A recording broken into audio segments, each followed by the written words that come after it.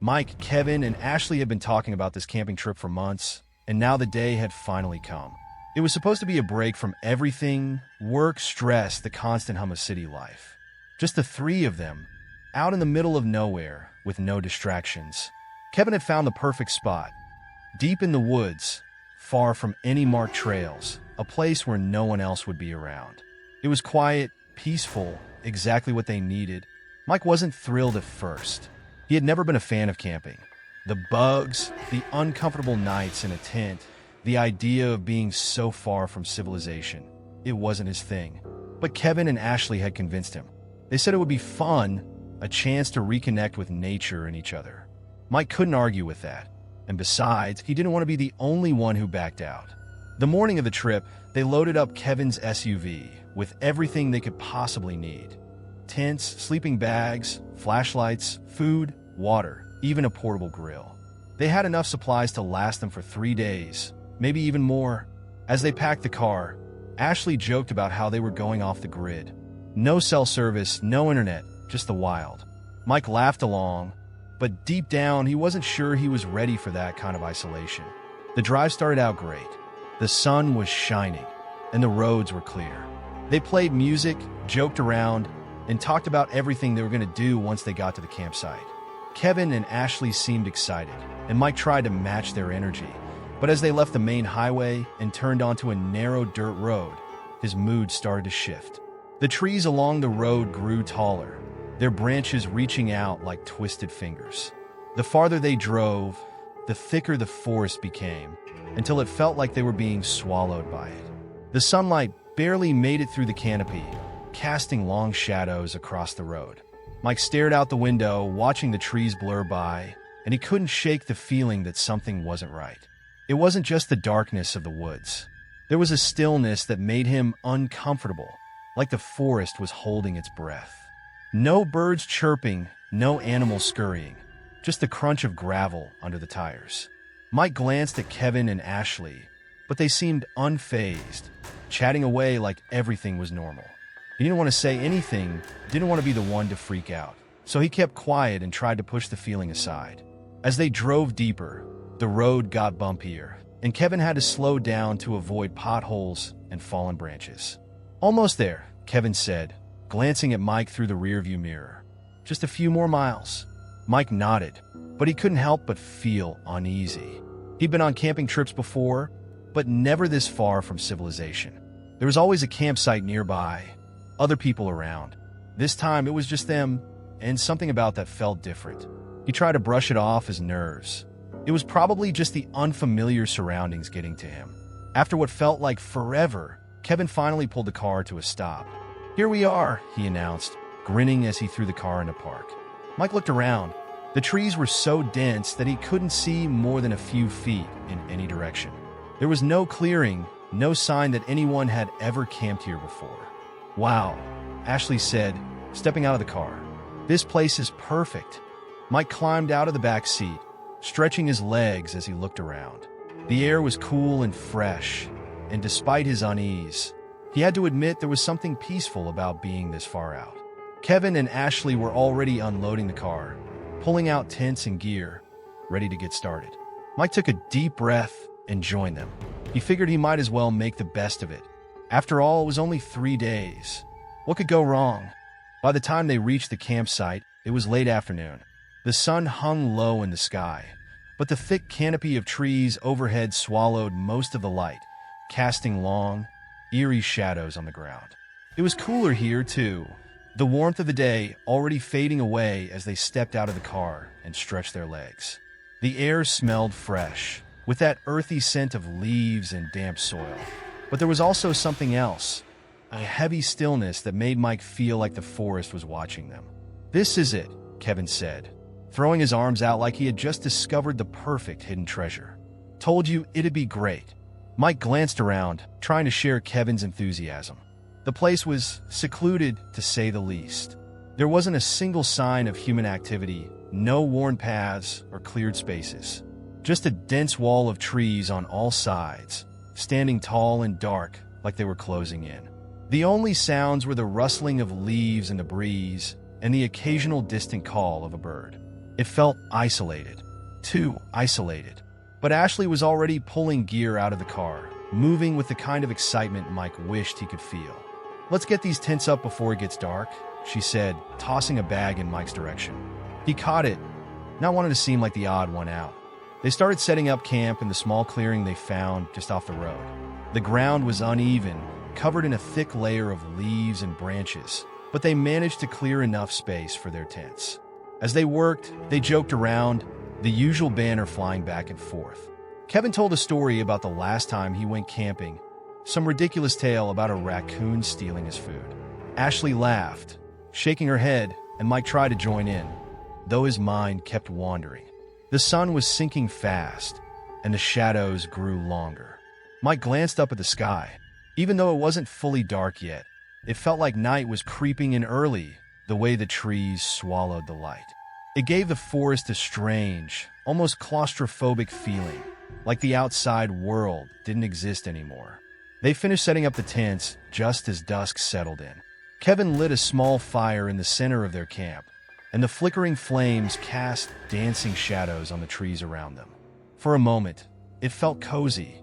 The warmth of the fire, the sound of wood crackling, and the soft glow pushing back the darkness.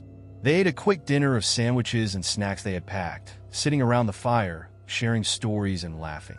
The mood was light, and Mike started to relax a little. Maybe he was overthinking things. Maybe this trip really would be a nice break, just like Kevin and Ashley had promised. But as the night wore on, the forest came alive with unfamiliar sounds. Insects buzzed in the air, their droning hum constant and loud. Every now and then, there was a rustle of leaves or the snap of a branch somewhere in the distance, but it was hard to tell what was making the noise. An animal? The wind? Something else? Mike tried not to think about it too much. It was just nature doing its thing. Still, there was an uneasiness in the pit of his stomach that wouldn't go away. The further the night crept in, the more distant he felt from civilization. It wasn't like being in a park or a campground with other people around. Out here, they were completely alone. If something went wrong, there was no one to help. Kevin didn't seem to notice anything unusual. He leaned back against a log, staring up at the sky, pointing out the stars as they slowly appeared between the gaps in the trees. "This is the life," he said, his voice relaxed and content. "Just us and the great outdoors." Ashley agreed, laughing as she poked at the fire with a stick. "We should do this more often," she said, glancing over at Mike. "You having fun yet, city boy?" Mike forced a smile. "Yeah, it's nice," he said, though he wasn't sure if he believed it. He didn't want to be the one to ruin the trip, didn't want to admit that being this far from everything was starting to freak him out. But the longer he sat there, surrounded by nothing but darkness and trees, the more he regretted coming. It wasn't just the isolation that bothered him. It was something else, something he couldn't quite put into words. It was like the forest had a presence, a weight, that pressed in on him the longer they stayed. He felt like they didn't belong here, like they were trespassing on something old and unknowable. But every time he thought about mentioning it, he stopped himself. Kevin and Ashley seemed fine. It was just his imagination, right? By the time they called it a night and retreated to their tents, the temperature had dropped, and the forest felt even more alien. Mike crawled into his sleeping bag, zipping the tent closed behind him. The small, enclosed space felt safe, but it didn't block out the sounds of the night. The insects, the wind, the occasional crack of a branch somewhere in the distance. It all seemed louder in the dark. He tried to sleep, but his mind wouldn't stop racing. Every time he started to drift off, some new sound snapped him back to attention. It was probably just animals, he told himself. But the longer he lay there, staring up at the ceiling of the tent, the more he regretted agreeing to this trip. He couldn't help but wonder if they had made a mistake coming here. By the time the fire had burned down to glowing embers, they were all feeling the warmth of the drinks they'd shared. Kevin and Ashley were laughing, swapping stories, and enjoying the night, but Mike wasn't really in the mood to join in anymore. He had been on edge since they arrived, and the feeling hadn't gone away. The sounds of the forest, the thick darkness, and the strange stillness all pressed down on him like a weight he couldn't shake. After a while, they decided to call it a night. They each retreated to their tents, leaving the fire to smolder out on its own. Mike crawled into his sleeping bag, zipped up the tent, and tried to get comfortable. But no matter how much he adjusted his pillow or shifted around, he couldn't relax. The cool night air had settled in, and the forest was alive with sounds. But instead of feeling peaceful, it just made Mike more tense. Every little noise seemed amplified in the quiet. The buzzing of insects, the distant rustling of leaves, and the occasional snap of a twig made his heart race. He kept telling himself it was just the forest. It was normal for things to be moving around. There were animals out there, probably raccoons or deer. Nothing dangerous. But no matter how much he tried to convince himself, his mind wouldn't settle. Then he heard it, a sound that made him freeze in place. It wasn't the soft rustling of leaves or the distant call of an animal. It was footsteps, slow, deliberate footsteps like someone was walking through their camp. Mike held his breath, straining to listen. The footsteps stopped for a moment, then started again, closer this time. He felt a cold sweat break out on his forehead. His rational mind told him it had to be Kevin or Ashley, maybe getting up to use the bathroom or check on something outside. But the steps were so careful, like whoever or whatever it was didn't want to be noticed. He listened for a few more seconds, his heart pounding in his chest, before the footsteps faded into silence. Mike let out a shaky breath, his body still tense. It was probably nothing. An animal, he told himself again. Or maybe his mind playing tricks on him. But deep down, he wasn't so sure. He lay there, wide awake, listening for any other sounds. For a while, there was nothing but the steady hum of the night. Just as he was beginning to calm down, he heard something else. A whistle. It was faint at first, barely noticeable over the other sounds of the forest, but it was there. A soft, slow whistle, like someone was whistling a tune. Mike's blood went cold.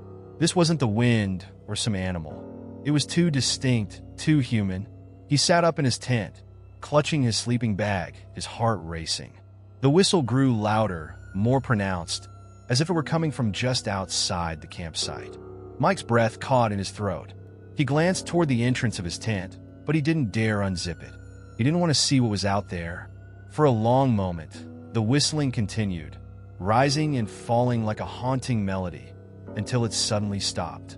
The silence that followed was deafening. Mike sat there, his hands trembling, waiting for something else to happen. But the forest was quiet again, like nothing had ever disturbed it. After what felt like an eternity, Mike lay back down, his body rigid with fear. He tried to tell himself that it had been the wind, or maybe just his imagination running wild.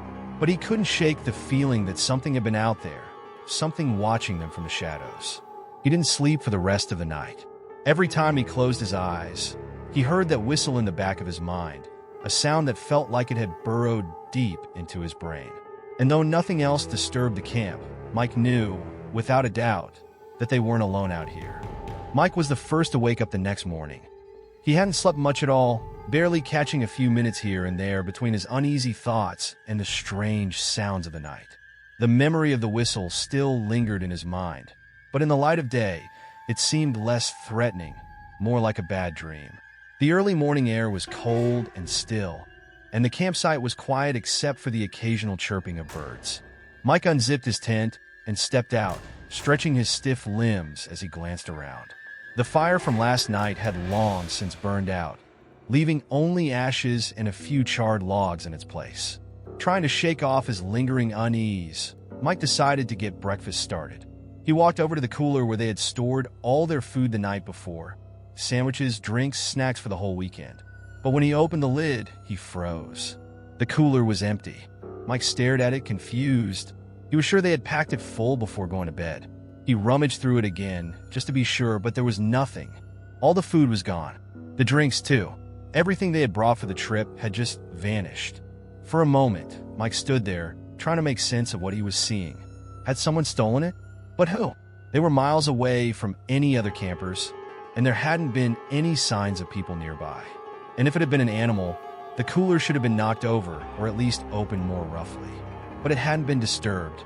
The lid was still closed, just like they had left it. A wave of unease settled over him as he walked back to the tents.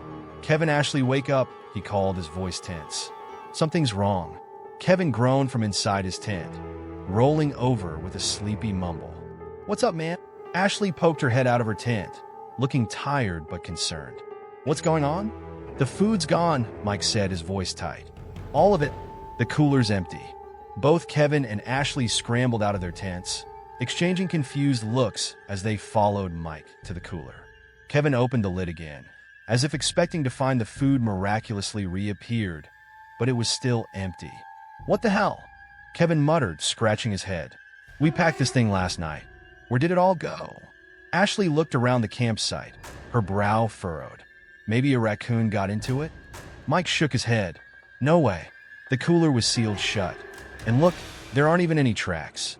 No signs of anything messing with it. They all stood there in silence for a moment, the weight of the situation settling in. Mike could tell from the look on Kevin's face that he was just as baffled as he was. Kevin was usually the calm, collected one, the kind of guy who could shrug off most problems. But even he looked rattled by this. "It's weird," yet Kevin finally said, trying to brush it off. "But it's not the end of the world. We still got some snacks in our backpacks, right? We'll make do." Ashley nodded, though she didn't seem entirely convinced. "Yeah, we got granola bars and stuff. It's just strange, that's all." Mike didn't say anything. It was more than strange. The cooler had been packed with enough food for the entire trip, and now it was just gone without a trace. No animal tracks, no broken seals, nothing to explain what had happened. He couldn't help but think about the footsteps he'd heard the night before, the strange whistle that had echoed through the trees. Could it have been someone out there, messing with them? Or worse, watching them? They ate a quick, uncomfortable breakfast of whatever snacks they had left in their bags. The mood was tense, and no one talked much as they sat around the dying campfire. Mike could see that Kevin and Ashley were trying to stay positive, but the unease was clear in their faces. This trip wasn't going the way any of them had planned. After breakfast, they decided to take a walk to clear their heads and figure out what to do next. Mike followed behind as Kevin led the way through the trees, but the entire time, he couldn't shake the feeling that something was wrong, that they weren't alone out here. He kept glancing over his shoulder, half expecting to see something, or someone, watching them from the shadows. As they walked deeper into the forest, Mike realized one thing for certain. This trip wasn't going to be the peaceful escape they had hoped for. Something was out here, something they couldn't explain, and it was only just beginning. The morning's unsettling start with the missing food hung over them, but Kevin insisted they try to enjoy the day. "We didn't come all the way out here to sit around worrying," he said, trying to lift the mood. "Let's go for a hike, clear our heads." Mike wasn't so sure, but he didn't argue. Sitting at the camp with no answers and no food wasn't going to help. They packed up a few water bottles and set off into the woods, following a rough path that Kevin had mapped out earlier. The air was cool, the sun filtering through the trees in patches of light that danced on the forest floor. Birds chirped high in the branches, and for a while, the sound of nature seemed to relax them all. Even Mike found himself distracted, focusing on the rhythm of his footsteps and the sound of leaves crunching underfoot. They spent hours wandering, stopping occasionally to take in the sights. At one point, they came across a small clearing with a clear stream running through it. The water sparkled in the sunlight, and for a brief moment, Mike felt the tension lift. The place was beautiful, almost peaceful, the way you'd expect a remote forest to be. Kevin and Ashley laughed, skipping stones across the water, and Mike even found himself smiling, the worries from the night before starting to fade. For a while, everything seemed fine, but as they made their way back to camp, Mike's unease crept back in. The sun was lower now, casting long shadows across the ground, and the forest, which had seemed so full of life earlier, now felt unnervingly quiet. The air grew cooler, and Mike found himself glancing over his shoulder more often than he wanted to admit. He couldn't shake the feeling that something was watching them, lurking just out of sight. But every time he turned to look, there was nothing there. When they finally approached the campsite, the first thing that caught Mike's eye was the tree just beyond their tents. He stopped in his tracks, staring at it, his stomach sinking. Carved into the bark was a strange symbol. It was small, but unmistakable, a spiral but not quite. It twisted in on itself in a way that made Mike's skin crawl, like it was somehow wrong, unnatural. It hadn't been there when they arrived, he was sure of it. The bark around the carving was fresh, the edges still rough where something had scraped into the wood.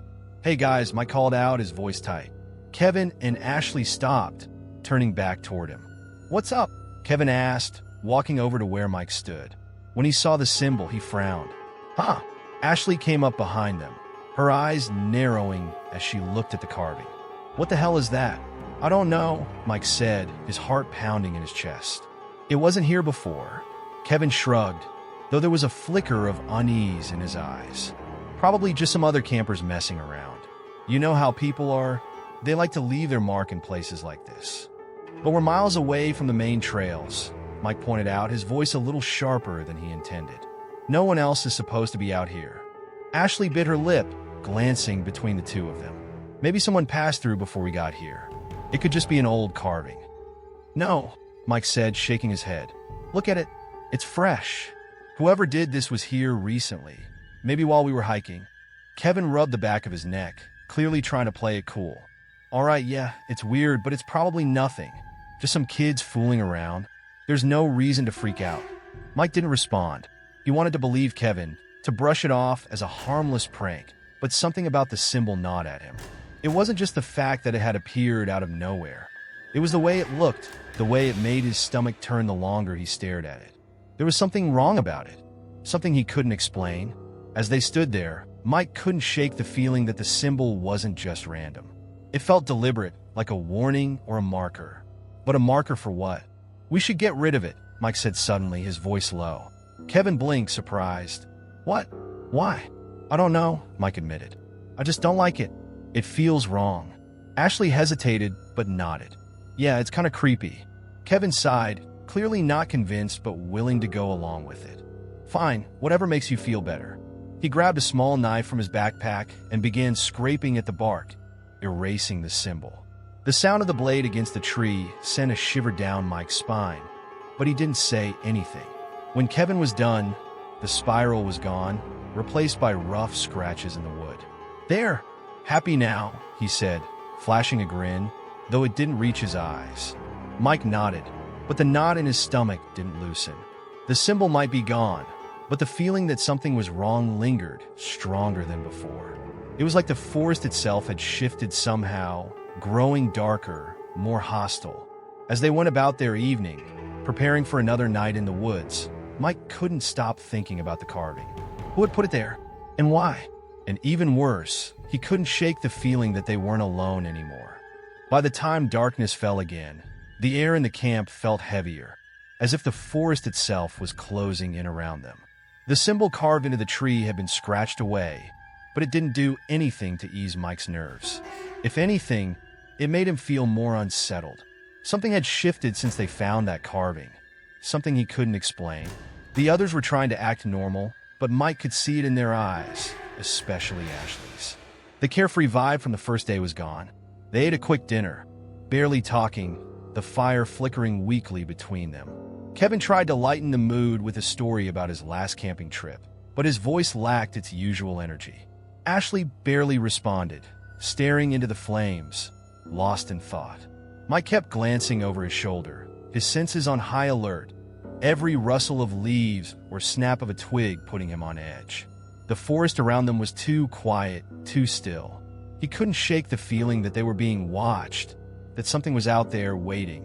When they finally decided to call it a night, Mike felt an overwhelming sense of dread settle in his gut. The thought of crawling into his tent, of closing his eyes while that whistling sound still echoed in his memory, made him sick with anxiety. But he didn't want to be the one to say it. He didn't want to look paranoid in front of Kevin and Ashley. So he forced himself to go through the motions. He zipped himself into his sleeping bag, pulled it up tight around his shoulders, and closed his eyes, willing himself to fall asleep. But sleep didn't come. The night was colder than the last, and the forest felt more alive with sounds. The rustling of leaves in the wind, the occasional snap of a branch somewhere out in the darkness, and the constant hum of insects. But these sounds weren't comforting. Every noise seemed sharper, more deliberate, like they were being made by something that didn't belong. Mike lay there, wide awake, staring up at the ceiling of his tent, trying to calm his racing thoughts. But no matter how much he tried to rationalize it, the fear gnawed at him, growing worse by the minute. And then he heard it, the whistling. At first, it was faint, almost too soft to hear, like a distant breeze slipping through the trees.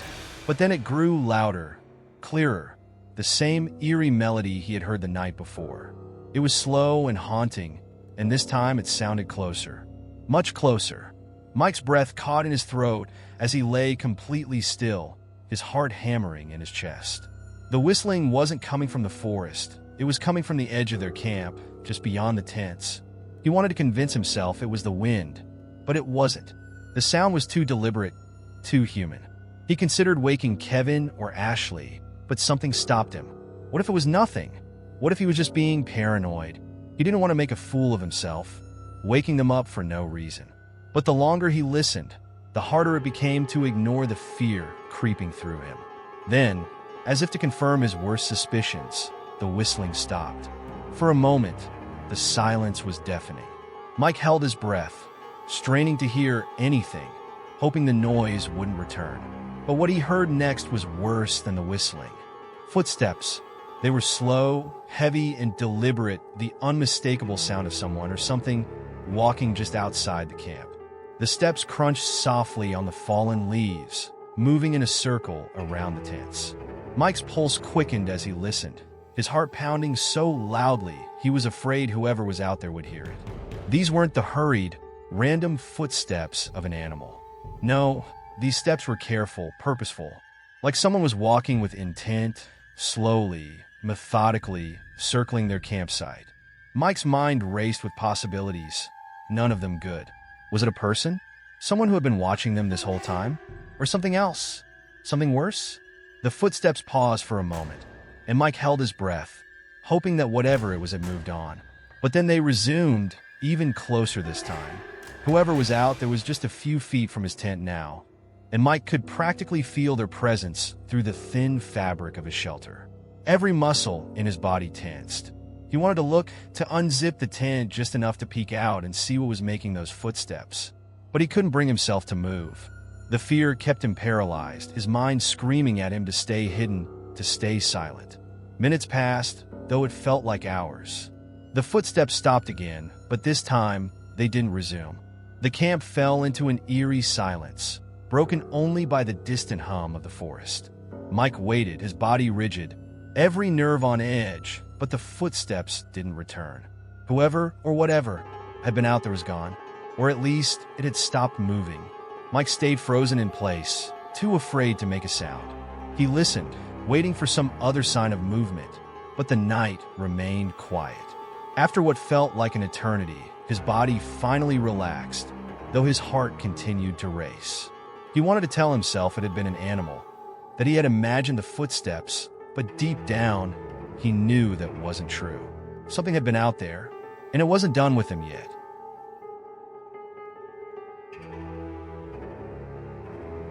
When Mike woke up the next morning, he immediately sensed something was wrong. The air was too still, the usual sounds of the forest seemed muted, and the heavy feeling that had lingered all night hadn't lifted with the daylight. He unzipped his tent and stepped out into the cool morning air, the soft crunch of leaves under his boots the only sound. Kevin's tent was still zipped shut, but Ashley's something about it seemed off. The flap was open slightly, and her sleeping bag was partially visible inside, but it didn't look like anyone had slept there. Mike frowned, walking closer. Ashley, he called softly, but there was no answer. He crouched down, peering inside the tent. Her backpack was there, untouched, her shoes still by the entrance, and her phone was sitting on top of the pile. Everything looked exactly as it had the night before, except Ashley was gone. Mike's stomach dropped as panic began to rise in his chest. He stood up quickly, rushing over to Kevin's tent. Kevin, wake up!" There was a groan from inside as Kevin stirred. "What's going on?" he muttered groggily, rubbing his eyes as he unzipped his tent.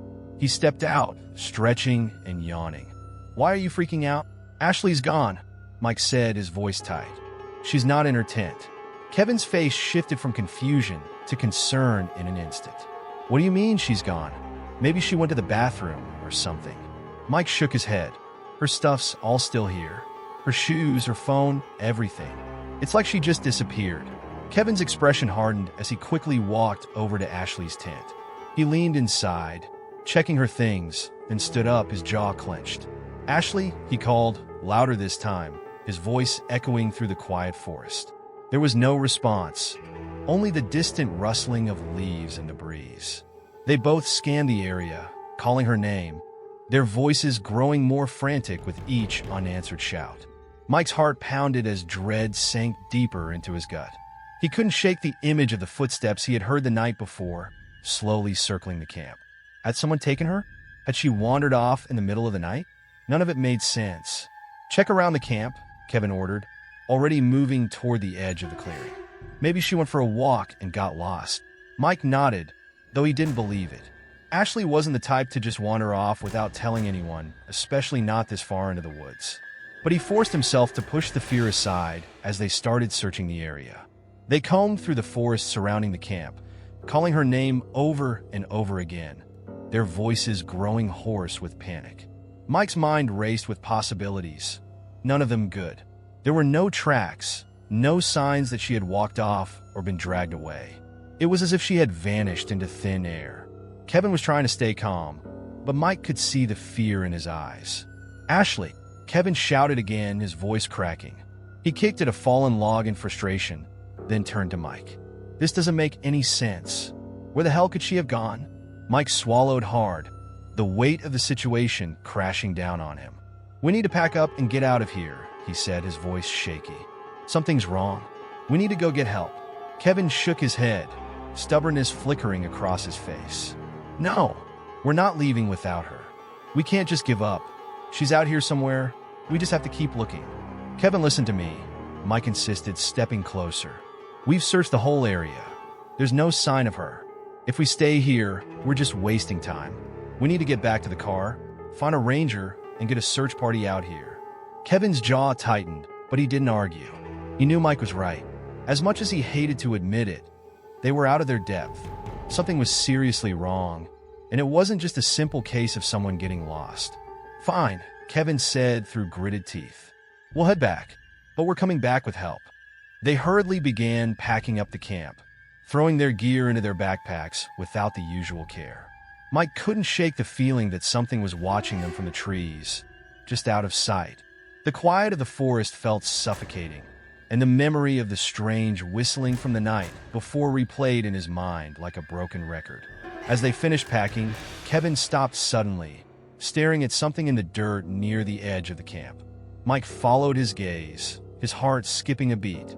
There, etched into the ground, was the same strange spiral symbol they had found carved into the tree the day before. Fresh, as if it had been drawn overnight. "What the hell?" Kevin muttered, his face pale. Mike's throat went dry. He didn't have an explanation, but he knew one thing for certain. This wasn't a prank.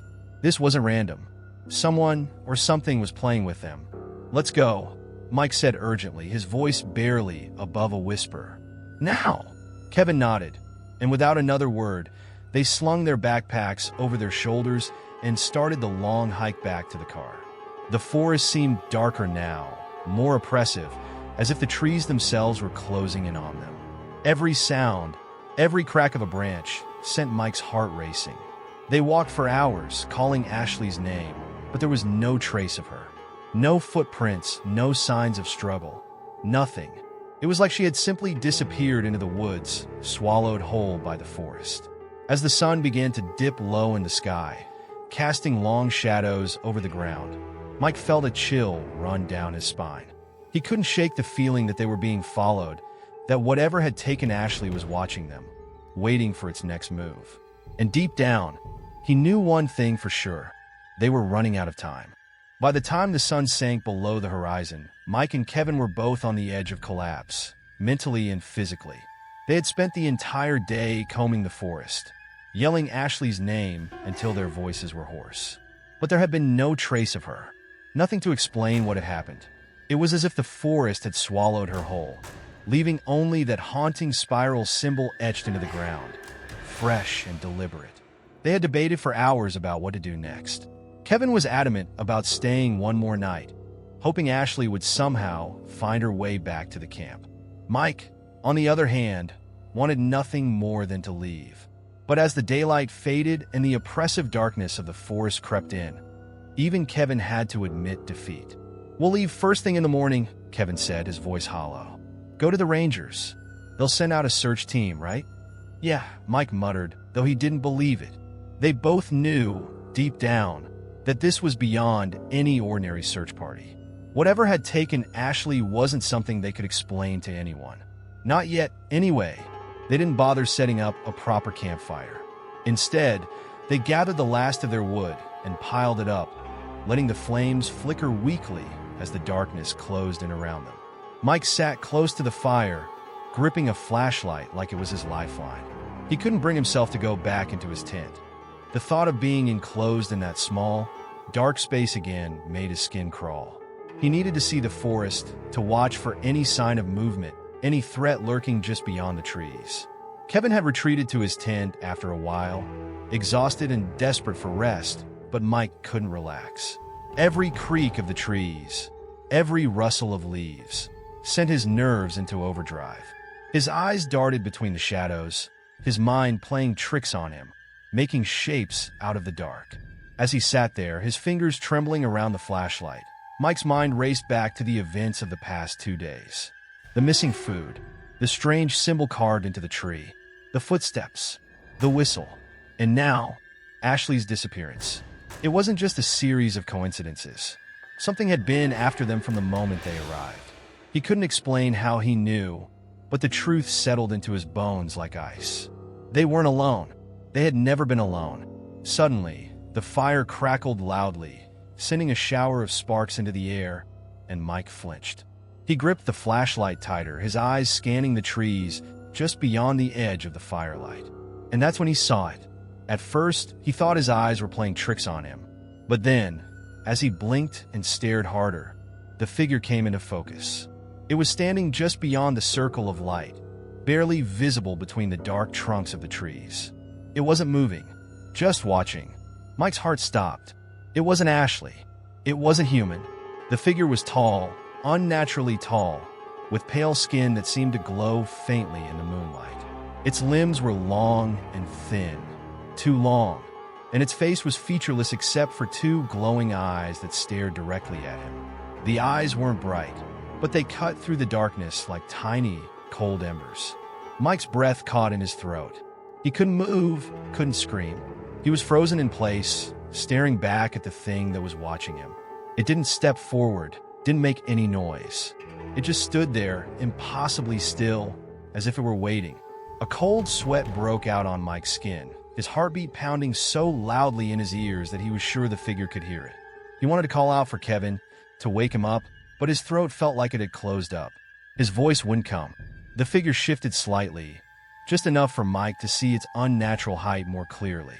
It had to be at least 7 feet tall, its lanky form blending into the shadows of the trees like it belonged there.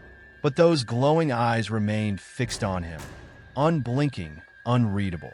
Mike gripped the flashlight so hard that his knuckles turned white. His mind screamed at him to turn it on, to shine it at the figure and see what it really was. But fear kept him locked in place. Part of him didn't want to know. Part of him was terrified that if he turned the flashlight on, the figure would step closer. Minutes passed, or maybe it was seconds. Mike couldn't tell anymore. But the figure didn't move. It just continued to stand there, watching him with those glowing eyes. Mike's muscles screamed from the tension, but he still couldn't move. He was trapped in its gaze. Then, just as suddenly as it had appeared, the figure turned away. It didn't walk like a person would. Instead, it seemed to glide back into the darkness, disappearing behind the trees as if it had never been there at all.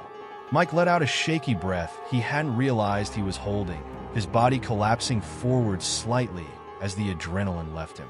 He wanted to believe it had been a trick of the light, his mind playing games after 2 sleepless nights. But deep down, he knew it was real.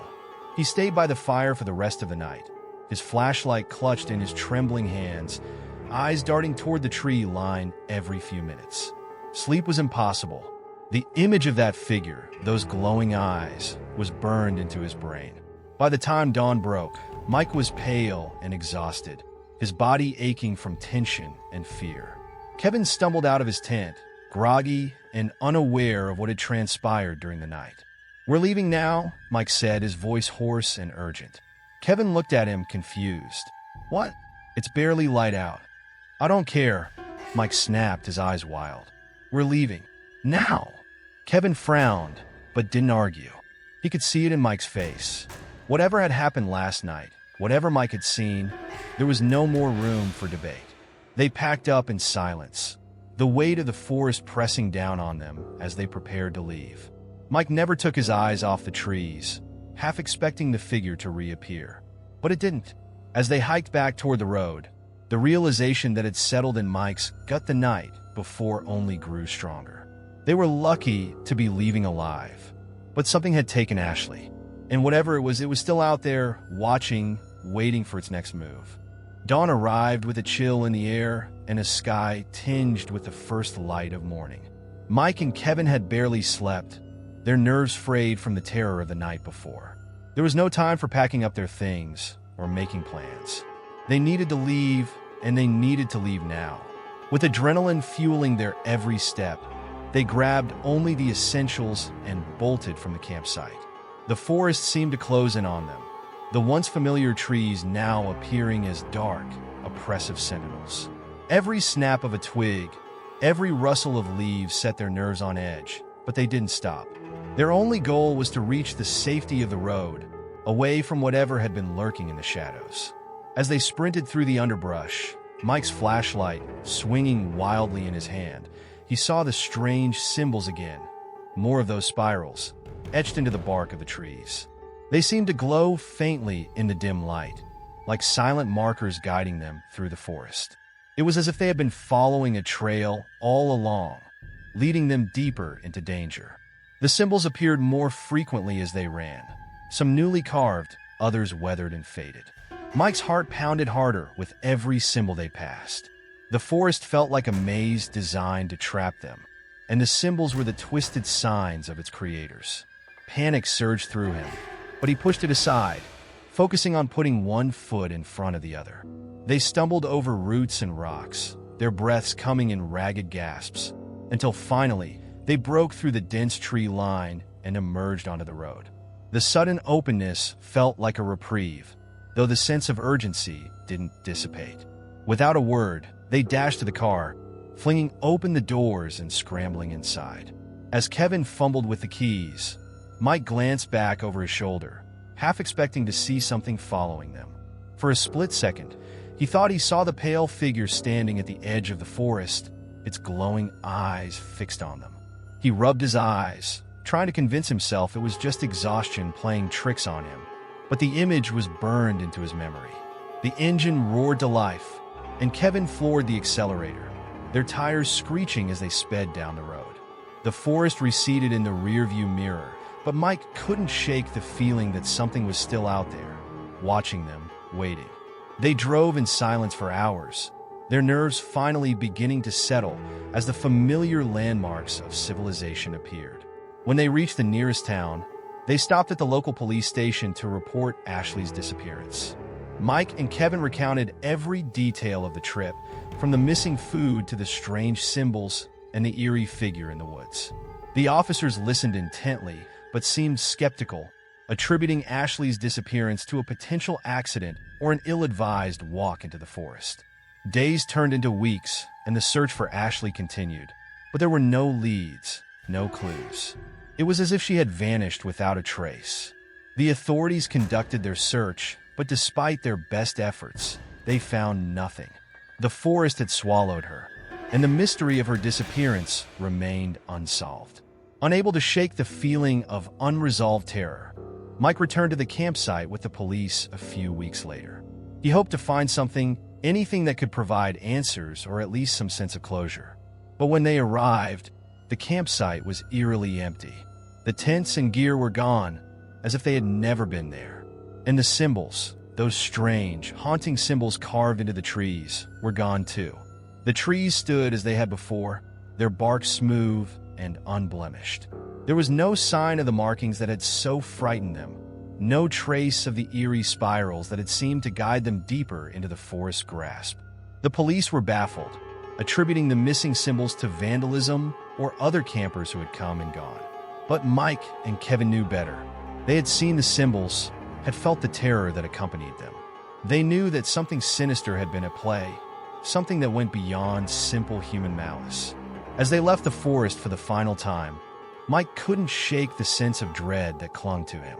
The forest had taken Ashley, had twisted reality into something nightmarish. The figure, the symbols, the footsteps, it all felt like a dark puzzle with missing pieces.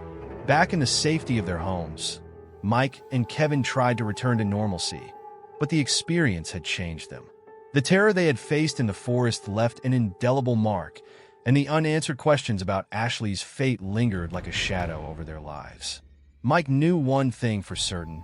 Whatever had happened in those woods, it wasn't over. The forest had taken something from them, and it wasn't finished yet.